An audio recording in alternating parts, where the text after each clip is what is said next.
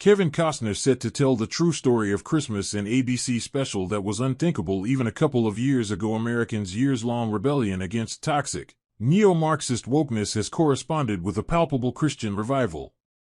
Now, in a development that Steve Deese of Blaze TV called unthinkable even a couple of years ago, ABC will air The First Christmas, hosted by Hollywood legend Kevin Costner, in primetime on December 9th.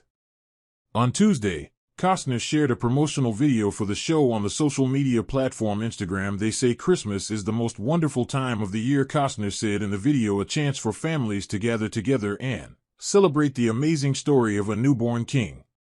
Then, in a laudable act of mild proselytization, the longtime actor invited Christians and non-Christians alike to watch the show.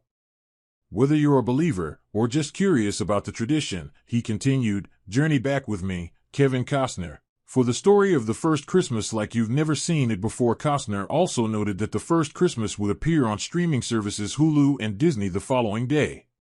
Needless to say, woke Disney's affiliation with the project might set off alarm bells in many Christians' minds. Deese, however, gave The First Christmas a ringing endorsement. I was permitted to watch Kevin Costner's upcoming special The First Christmas, which is scheduled to air on ABC 1 week from today. Overall, it was well done and goes into both the historicity and theology of the Nativity, the Blaze TV host wrote on the social media platform X. Deese also regarded Costner's involvement as crucial. He hosts it himself, and it's clear this is personal to him, Deese wrote of the Hollywood legend. Then, the Blaze TV host gave us a special preview that the promotional video did not mention. I would definitely recommend when it comes out next week.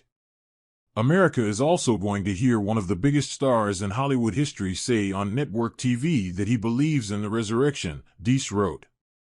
Finally, Deese described Costner's profession of belief in Jesus on primetime television as unthinkable even a couple of years ago. Deese, of course, has it right.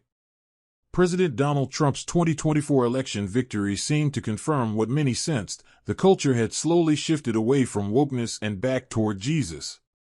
In hindsight, Trump appears more as a symbol than a driver of that particular shift.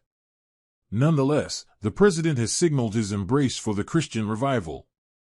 Moreover, Americans increasingly came to recognize wokeness as repackaged Marxism rooted in atheism.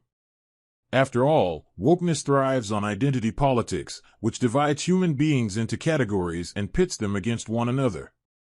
Christianity, on the other hand, emphasizes both the value and the potential redemption of each individual soul. The First Christmas will premiere next Tuesday.